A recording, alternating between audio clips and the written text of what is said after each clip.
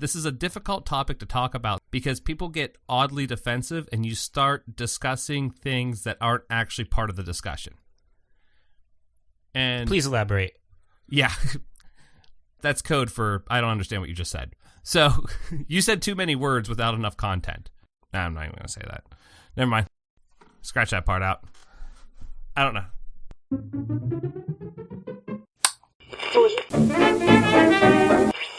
This is Delta 1400 security. You are listening to Ground Radio. Hey, I got a question for you, Z. Yeah, we got. Have you ever heard the customer is always right? Yes, that is pretty much a staple for American business practices. Did you know that's been around for 100 years? All right. I can see it. It seems like a basic concept. If you want the customer to be happy, you want them to feel like they are in control. Harry G. Selfridge, English guy, born in the late 19th century, was a business owner, entrepreneur type guy, and he saw a market emerging where people can shop for pleasure instead of necessity. And he opened one of the first of what we would now call a department store, where there was a lot of varying different types of merchandise in one building. Many floors, there were restaurants inside, and there were libraries and reading spaces and quiet areas, and these were all designed to keep people shopping, keep people in the store. And this was like new at the time. It's kind of like what we do now, but he was the innovator. This was, the first of its kind. And ultimately, in the 60s, the company Selfridges was the name of the department store, was bought by Sears. Okay. So he was the one who coined that term. It was the store's motto. The customer is always right. And that was to appease the customer, make them feel like they're important and that their choice to shop at his business is valuable to him. It gives customers a warm fuzzy, but I think it's been taken too far. People have a lack of empathy for people who work in businesses, and that phrase did a lot of damage. So the way the story laid out was this was a marketing campaign where we're going to tell you this concept. It's going to make you feel good. You're going to enjoy being here because you're in control. And he's just trying to get people through the door. But whenever I hear it now, it's like it is the business model of an employer telling his employees, do whatever you can to make the customer happy, regardless of if they're right or not, make them think that they're right. Because I always thought that it was funny the customer was always right because, from my experience, it was more rare that they were right than it was true. Yeah, how could the customer feel like they should be telling you how to do your job? Yeah. Oh, this was on sale for a lot cheaper last week. No, it wasn't, ma'am. Yes, it was. Ma'am, I was standing exactly right here last week when I was selling this item for the same price. I believe this fostered a mentality where the customer feels they are in control, which in turn gives them a feeling of superiority. Ah, that's a good way to put it. Yeah, if you have competition as a business, you want the customer to feel special, or else you run the risk of chasing them to your competition. Yeah. So kissing their butts is a good strategy, and it's a tried and true one, isn't it? Yeah, absolutely. I'm going to go to the place that makes it my way to order for me, like I'm special. Yeah. Gives me a good feeling when I go there that I'm going to get exactly what I want. Or I'll just take it to the competitor. Yeah. Business practices are justified by the free market. Mm-hmm. Supply and demand. You might not like a way a company is run, or how they overtax their employees or anything, or how little they pay them, but it has to be effective or that company wouldn't exist. Everyone wants to be paid more, but a company that pays its employees too much ends up going out of business. Yeah, right. On a long enough timeline. Obviously, people are still applying for these jobs. Yeah. So just because you don't like a company doesn't mean that what they're doing is going to fail. Obviously, they know what they're doing. Okay, I see what you're saying. What customer service background do you have? Okay, so I worked at a grocery store as one of my first jobs, and I didn't have to start out doing the carts. I went straight to cashier. Ooh. And I did that for, I want to say 2 years. Okay. You know, I still even have like some of the produce codes stuck in my head that you had to memorize to punch through the fruits and vegetables and stuff. I remember one time you and I were shopping. I don't know why this always stuck in my head. We were grocery shopping, and the lady was bagging our stuff, and you were telling me ahead of time, okay, she's going to put this with this, this with this, this with this. And I was oddly amazed that you had this predictive capabilities, but it also gave me an insight of this person is trained, and the training is universal. Mm-hmm. There's a right way. Me as an outsider would have never noticed it, but you pointing it out is, oh, there's a method to everything that happens. There's a consistent right way, and you can tell when people aren't taking pride in their job. It's one of those things. Mm-hmm. I didn't have a lot of complaints as a cashier. Like, I didn't deal with complaints. Everybody knew you don't get any favors from the cashier. You got to go up the chain to get things approved. I think anything, even if I voided an item that was over $5, that would need a manager to come over and scan something to approve that. Okay. But one thing I definitely did, and it wasn't out of concern for the customer, it was just out of efficiency. I would take all the coupons. If a customer gave me a stack of coupons, I would just take them all and scan them. And if they worked, they worked. And if they didn't, they didn't. And I found out later that part of my job was to look to see if they were expired. So I think a lot of customers were coming to me for months, enjoying the fact that, hey, this guy doesn't even look at the dates. I don't have to try to trick him. I don't have to do anything. He's just going to scan them all through. Your laziness benefited the customer out in that way. I like it. It did, and maybe that's also why I didn't get a lot of complaints, because there'd be a lot of nitpicky customers saying, I brought this coupon and it should work, and they would take it over at the store across the street. But I worked there when they did the changeover to flip the monitors around to face the customer so they could watch as you scan, and they could see the prices. Okay. And they wanted me to scan slower. A lot of the customers wanted to look at the monitor and monitor what the prices were and if they came out to what they had expected. And instead of looking at the receipt after and then going to actual customer service, they wanted to nip the problems in the bud. And I didn't want to slow down. I was trying to get the line moving. I was treating it like an assembly line. The customer wasn't a customer. They were the product that I had to get through the conveyor belt. So I just wanted to bag it quickly and move on to the next one and have the line be gone. That was probably the most frustration that I caused the customers in that job. You were doing your job too fast. Yeah, I was. Because there's this new system that they are able to have more visual control. They've never had it before, but now that they have it, they want to have it perfect. That's that entitlement I'm talking about, I did clothing retail. Oh. And luckily, my job wasn't commission. And I say luckily because I was terrible at clothing retail. I was on the verge of being fired just because I didn't really like the clothes that we were selling. And sometimes I wouldn't even wear the particular brands that I was supposed to wear whenever I was showing up to work. Oh, yeah. But they found out that I was oddly good at selling sunglasses and upselling them. Mm-hmm. And whenever I found that skill, they kept me on for a while. So sunglasses was a product you could stand behind. Yes. But my weaknesses were selling every other product in the store. And the customer would always be telling me, when is this going to go on sale? Because that's when I'm going to buy it. Or why am I spending this much? Or this thread looks like it is misplaced. I would like a discount. It's really hard to just tell them, ma'am, I am just a low-level minimum wage employee. I can't control anything you want me to do right now. I don't have that kind of power. That's the whole concept of, can I speak to your manager? Okay, yeah, they're going to tell you the same thing. I'm trying to save you time, ma'am. The hoodie is $50. It's not going to go down anytime soon that I know of. Yeah. So I would get frustrated a lot dealing with people. I was not someone who was really made for customer service. I was friendly, but you pushing my buttons is just going to make me care a little less. So I knew to get out of that career field as fast as I could.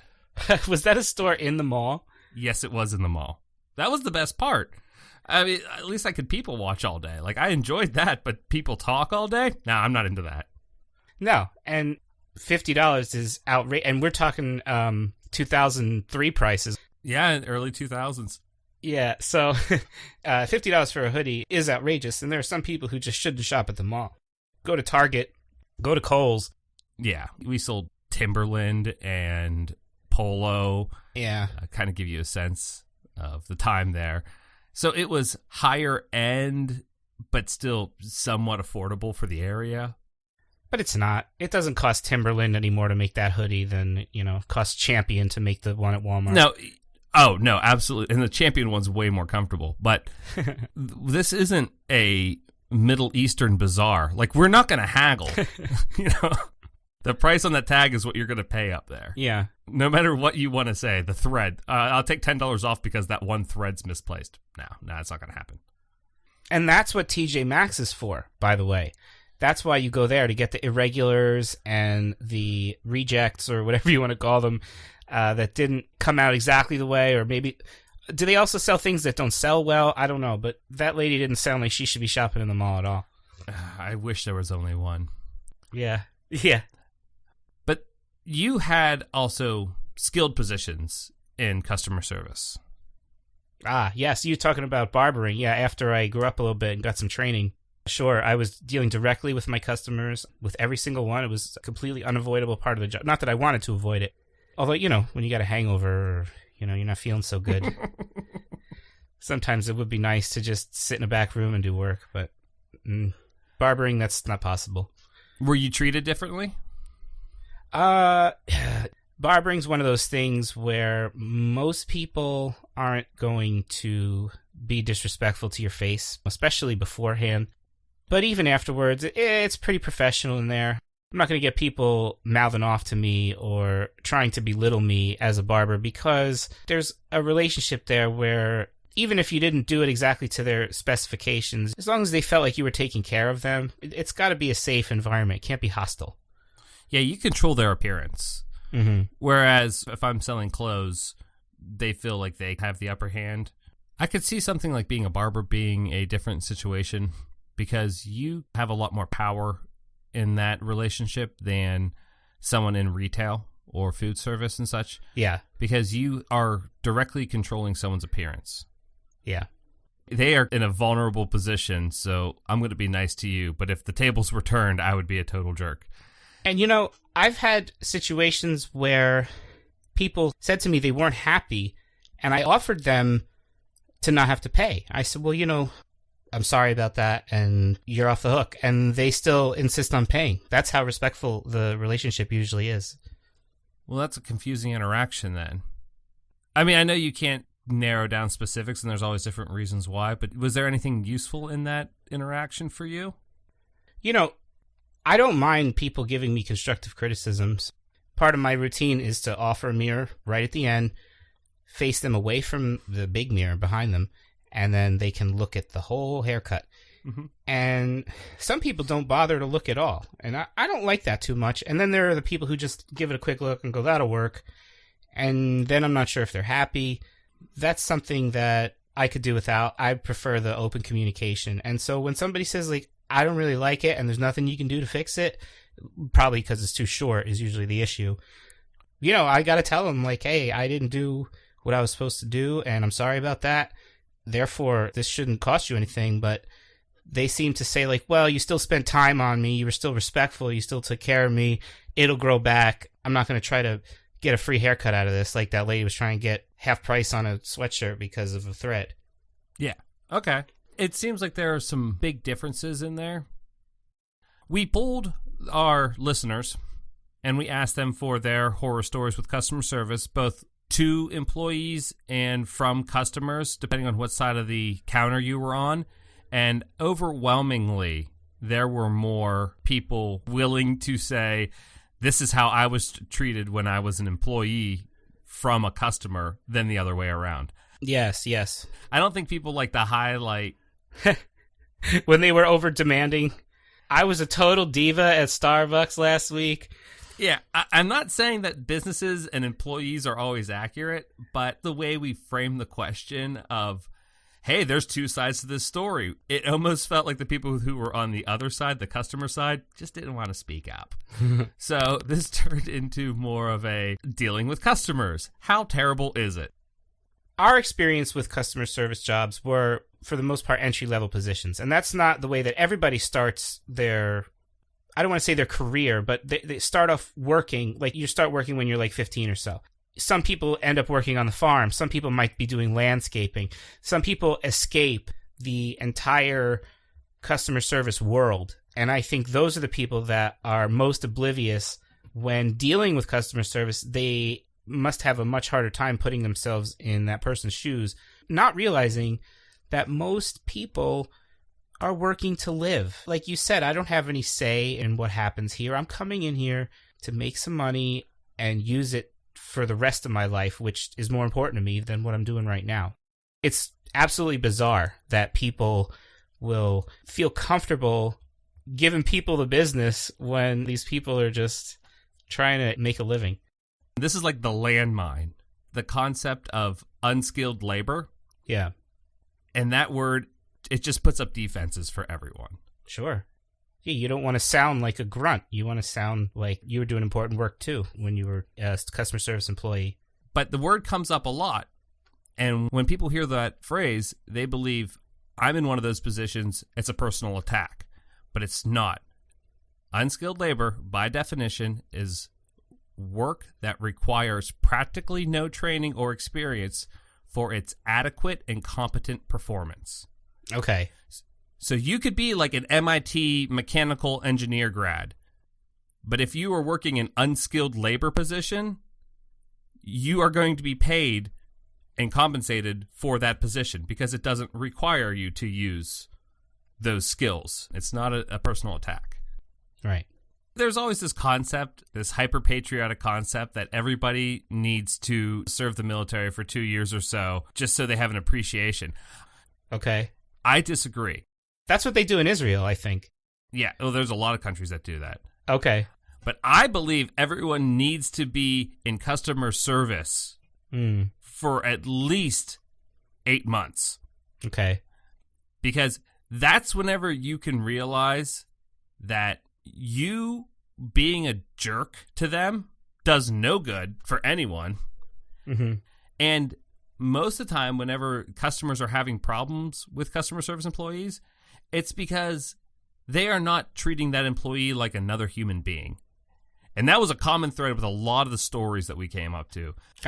Yeah. People saying things that just, you could tell they are not considering this other person a living human being with another life.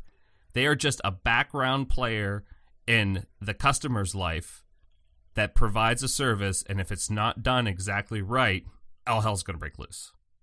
Customers have been conditioned to believe that negative feedback goes a long way, and they're empowered by that.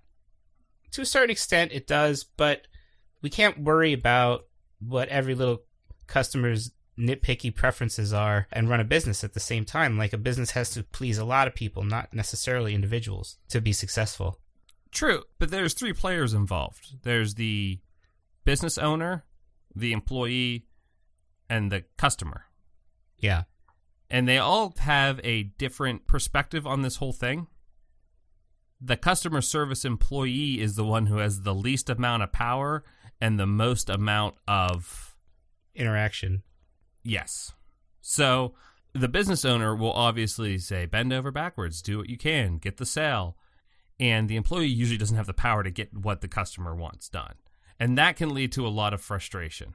Yeah. And that's because of people who cheat the system. The employees are a business's largest expense. And if that's the case, then you would want them to have power. But because people can't be trusted, you can't give them power to do the jobs that you want them to do. Yeah, like you couldn't be trusted to read the coupons. I couldn't be trusted to read the coupons. That's right. But you were performing a job that was a most likely minimum wage or close to minimum wage job. Yeah, just above. And at that time, you were not looking at that to be a career. No. You were distracted. You had other things going on. Yeah. You want the best employees you could possibly get for the lowest amount of money. That's not going to happen. Well, that's why the job has become automated now. I almost never wait in a line now when I can use the automatic checkout. I still like to go into the line that has the person. I'm a fan of people. I get frustrated with the machine, but I mean... It is slowing me down to have to bag everything after I scan it. But at the same time, it's not that I'm trying to avoid people. I just know that I'm going to bag it right, and I'm probably not going to wait in a line for very long. Now I got to look in the person's cart in front of me and see if that's worth the wait or if I should go search for another line. It's easier for me to have more control and go to the kiosk. You look at the items they have. You look to see if they have to be weighed. You look at the person's age. You kind of gauge, that person looks efficient. This person looks like he's in a rush, you know. This lady looks like she's going to pay with a check. Oh, God, no. There's a jar of pennies in that. Abort. I can understand the concept of not dealing with another human while doing stuff. That is appealing to me. But I find automated systems are now more invasive than humans ever have been. Okay. Through emails or phone calls on my cell phone. 5 years ago, if my cell phone rang, it was because a person I knew called me. Yeah. I don't know when that switchover happens, but I remember the first telemarketer that came over my cell phone, and I was just baffled. I felt like they broke some type of law. Like, no one ever called me on my cell phone. Now, I get random calls all the time. Yeah. Maybe something changed. Maybe there was like a law that cell phones weren't fodder for marketing calls, and now they are. Or maybe it was just easier for them to get your number than it used to be. There was a phone book at one point. Your cell phones were never in a phone book, and it wasn't worth the money to put in for these cold calls. Now it's probably easier to get cell phone than house phone numbers, so there's a benefit in advertising. Oh, if cell phones didn't become part of their territory, they'd be gone because the majority of people are not using their house phones for anything now. Exactly. And the phone calls are interesting because, you know, they fall into a different category. You get those spam emails or those cold calls or even door-to-door salesmen. You're not a customer yet. They're trying to sell you on a product, but yet the relationship still exists where there's that feeling of superiority that you described earlier. And there's a hierarchy here where when the person is face-to-face, they're more likely to get a little bit of respect out of you. When it's over the phone, you could be a lot more rude, you know, especially again, because you're not a customer. There's no money been exchanged yet. And then spam emails, those are like the lowest of the low. I don't even know if Americans are doing spam email. That's an import. You know how difficult it would be for a real Nigerian prince to send an email to anyone? Just saying. Even the Nigerians know that that's hack now. They've moved on. I don't even know if Niger has a prince. No, they're a democracy or something, or a dictatorship. It'll change next week. Yeah, I'll be right eventually. But you think that someone showing up to my door, a door-to-door salesman, will get more respect than someone who calls me? Man, personally, I can't close the door in someone's face. I can't do it. Okay. So it's not like more respect, but it's more if you're not as aggressive as other people. Because I'm the same way. I have a hard time telling the person that is trying to get me to sign a petition for something. For some reason, I have a hard time telling them that I'm not the right party for them to be talking to. But it's just like, okay, you're at my door. This is an awkward social situation for me. You shouldn't be at my door. I don't know why you're there. Yes. Now, telemarketer calls, there's a good chance I'm tossing the phone over to the toddler. Sure. And they're going to talk to her for about 5-10 minutes. Hi. They don't know what kind of house you run. No, not at all. My receptionist is too. What's your problem? She works for Gerber Puffs. Yeah. Spam emails, if you spend 15 minutes doing anything today, folks, if you get a ton of spam emails, go to your email client, make a filter. Best decision I've ever made. Oh, yeah? Oh, absolutely. Old Navy strong-armed me the other day. I had to give them my email address to check out. I didn't want to. They go, sir, we need your email address. Yeah. Okay. And I gave it to him. And then I got 3 emails a day for 3 days. I was so angry. Strong-arm tactics. Okay. Now you're talking about business spam email, not scammer spam email. Well, yeah. I don't find them to be much different. No, I agree. There's something to be said about people who spend a living just casting a wide net of tomfoolery across the globe. And hopefully someone's like, maybe I should wire $3,000. This is obviously going to work out for me in the end. I have a door-to-door experience that I'm not very proud of. I had a guy come to my door. He had a big truck, and he wants to sign me up for a meat delivery service. And he's offering to go to the nearest Lowe's or Home Depot and get a deep freezer for me at a discounted rate if I sign up for the highest package so that I can store all the meat I'll be receiving over the next few months. What? And I'm like, I already have a deep freezer, and I already have it full of stuff. You know, I already have a system. I'm not prepared to sign up for... So he realized he's been overzealous, and he takes it back a tad. Okay, we don't have to get you a deep freezer. We have a smaller package where, you know, you can get just one delivery a week or whatever the deal was. And I said, honestly, I'm not really interested. We go to the commissary. We have a good system. I tried.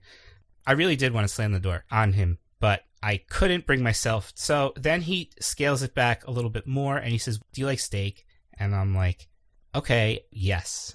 And he's like, how about if you just get the beef package? And I said, no, I'm really not interested. He says, how about if I just give you some porterhouses and some fillets right now, just one time? And I said, you know what? Go ahead, man. He went in the truck. He pulled out, I think, 5 of each, 5 porterhouses, 5 fillets. And I wrote him a check for like $120 and I didn't have to see him again. And I'm not proud of that. I definitely should have stuck up for myself more. He totally bullied me into buying meat. You want to talk about strong arm. And I couldn't say no. I hate steak. I can't stand beef. I don't believe in it. You don't think you could play it off the I'm a vegetarian thing? No, I don't think I look like the type of guy that makes that decision. It's not a far stretch to assume people think that you are a meat eater. Did you have bacon hanging out of your mouth at the time? I know a lot of people in call centers. A little bit of my technical background got me some contacts with people, and there's a local one. And one of the people that I work with now, I was talking to him about his experience in them. When you say call center, you mean that he was calling people trying to sell something, or that people were calling him trying to resolve something? It goes both ways. Okay. If they find out you're better at selling, they might move you, but realistically, you're not being moved. You're just fielding different phone calls or making different phone calls. What I was surprised with was the high turnover rate in there. Mm-hmm. I'm not surprised that people don't choose this for a lifelong career. Yeah. But I'm surprised that they will have hiring sessions every 2 weeks, and they will hire 10 to 15 people. Yeah. And it's not uncommon for, after 6 weeks, all 15 of those people are gone, and only a few stay. Nobody ever knows how to do the job efficiently because they don't have experience. Correct. Generally, it's not a highly sought-after position. No. But it's a very vital service, especially on the end of, I have a problem with my television connection, I need someone to call. Absolutely. If they're resolving customers' issues, that job will never go away. Now, it gets outsourced overseas, but those jobs will always be necessary. I don't know how we could ever do without that. But I also found another business practice that is very interesting.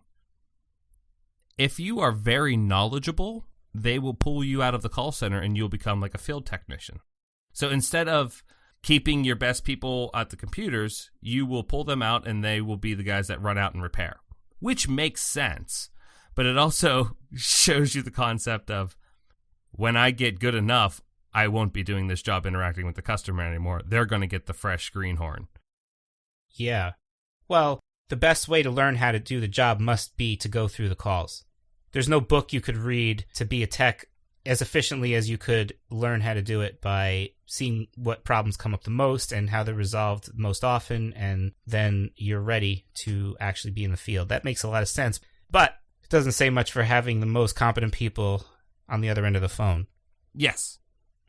But his customer service stories They all stemmed back to one thing, and I think this is a vital thing for everyone to know. When you are put on hold on a call center, you are not put on hold. The phone is just muted. So whenever you're cursing at the person you're talking to, they are hearing it. Yeah. Or if you're hitting the bong. Yeah. They absolutely will hear it. So he said that there was plenty of conversations that he was hearing on the other end. There were people cursing him out for his inability, calling him every single name. Sure. Calling him what he found was very interesting, racial slurs that didn't apply to him. Uh-huh. Because obviously they're just assuming one thing or another. Anyone who plays Call of Duty knows that that's where the insults go very quickly. Racial slurs of something that's not even your race.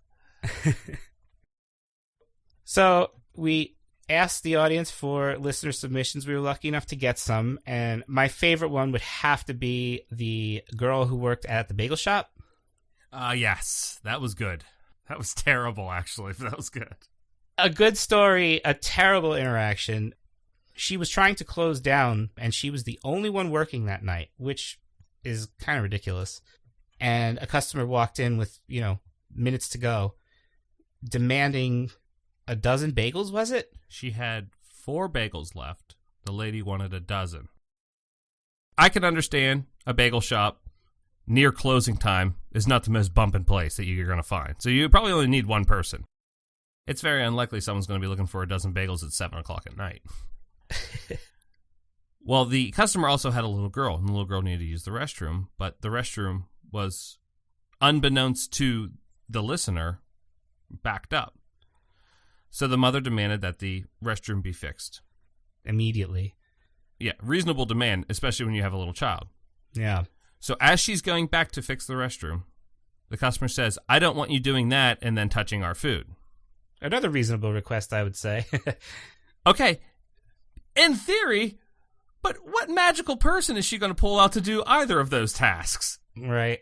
It's a one-man show. One-woman show. Yes, a one-woman show. The reasonable request was, I want you to wash your hands when you're done. So basically the listener says, ma'am, I have to do both because I am the only one here. Yeah. And the woman graciously allows her to do both things. She repairs the toilet, she goes back, washes her hands, and starts packing the 4 bagels that they have left.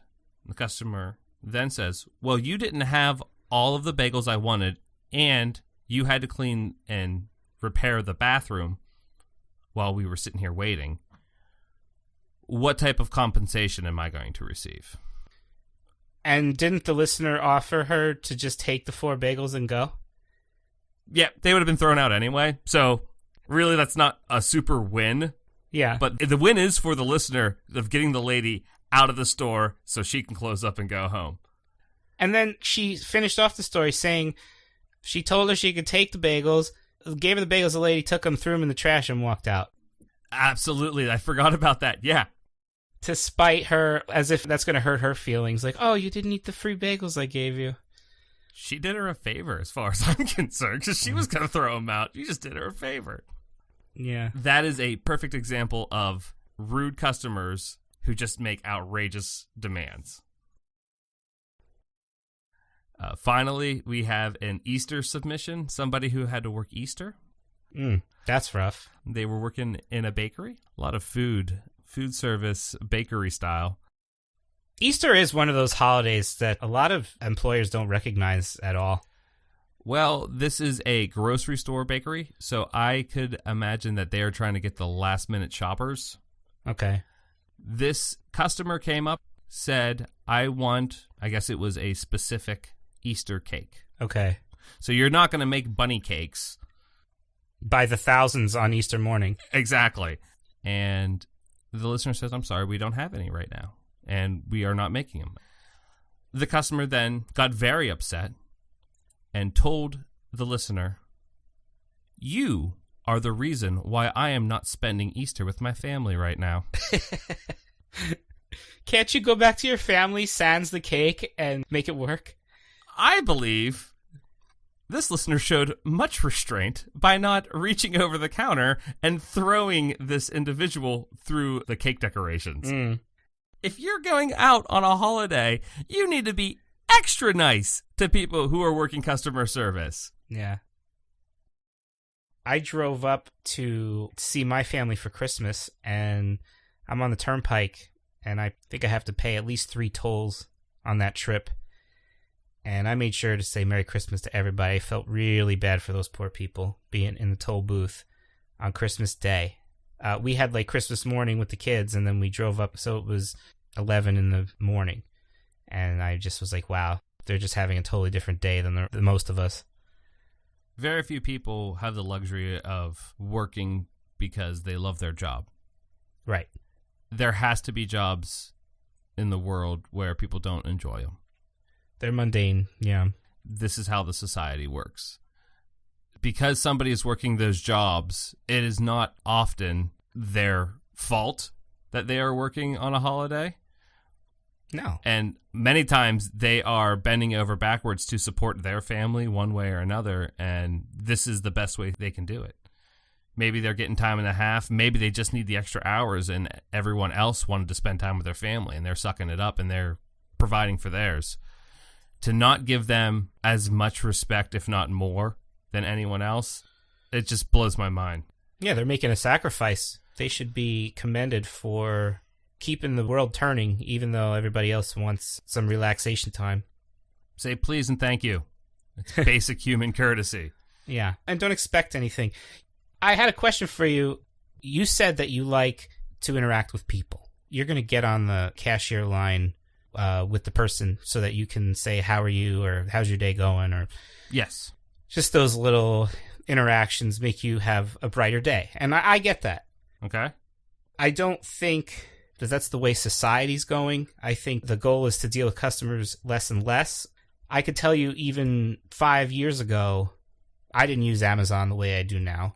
Like, I would always think to go to a brick and mortar, a hardware store, or Walmart or something to take care of whatever I was trying to buy. And now I'm just thinking Amazon's the solution. I'm a subscriber to a food delivery service. I get 3 meals a week delivered in a box to my house. So that's a lot less groceries I have to deal with and trips I have to make. Yep. It seems like we're moving in a direction where everybody wants to stay in the house and not have to deal with people. So I think it's refreshing that I don't want to say that I don't like dealing with people. If I can get through the line faster, that's definitely going to be my decision. I know what my interaction with the robot is going to be. Yeah. I can try to make the interaction with the human being as enjoyable as possible. Sometimes it's the same as dealing with the robot. Sometimes it screws up. Yeah. But I may have a funny conversation. I may say something enjoyable. They may say something that brightens up my day. That's a chance I'm willing to take because I enjoy people. So you like the spontaneity. I enjoy people when I'm in the position to enjoy people. I did not enjoy people when I was the customer service employee. No, there are some great customers out there. There were a few occasions when someone would come up to me and say something funny. Yes. And I always think of those men and women that came up to me and made my 4 to 8 hour shift just that much better just by talking to me like I was a human being. Yes. And I try to do this for others. So is there anything that we should take away from this? Any do's and don'ts? I have a public service announcement for anybody walking into a retail store that has folded clothing. Okay. If you know your size and you are interested in a shirt, look for that size shirt before unfolding the top one. I don't know how many people I have seen walk up, grab the very top shirt, which was organized by size, small to large. Flop it open, decide they kind of like it, then search for their size, and then take that one. Mm-hmm. Okay? And then shoddily fold the small. Yes. If your size is there, and you unfold it and you don't like it, that's one thing. If your size isn't there, you don't need to unfold the shirts. Yeah. You have to see the shirt, I understand. But just unfolding just to see it? whenever you don't even know that you're eligible to buy it? No. Yeah. I think I do that. But there's those stores that have one shirt with the middle behind some plexiglass so that you can... Yeah. I mean, that's a smart idea. You obviously didn't work in one of those. No, I did not. Are you one of those guys that can fold a shirt by just pinching like two areas and crossing them or something, and you can like fold a shirt in a second and a half?